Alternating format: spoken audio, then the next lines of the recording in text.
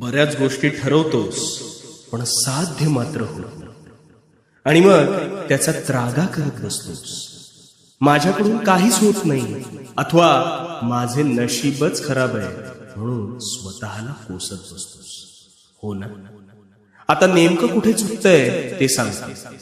मन लावून शेवटपर्यंत अगदी शांत चित्ताने. तुझी पहिली सगळ्यात मोठी चूक म्हणजे तुला वाटतं आहे अजून वेळ आहे, उद्यापासून करतो, पण तो उद्या उजाडत नाही.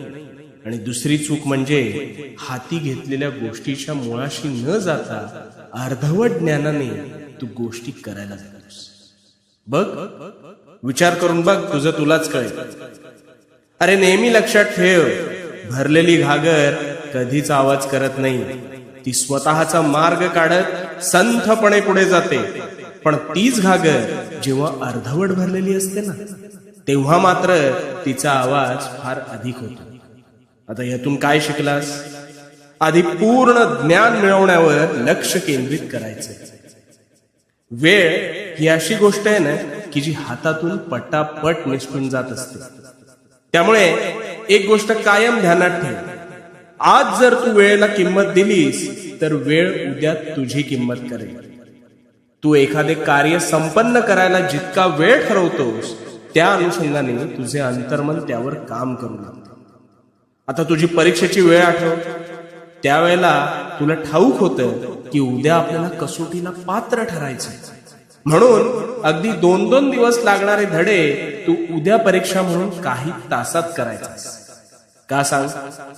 कारण तुला वेळ मर्यादा ठाऊक होती आणि अमुक एक वेळेतच हे करायला हवं हे डोक्यात होतं म्हणून. याचाच अर्थ काय?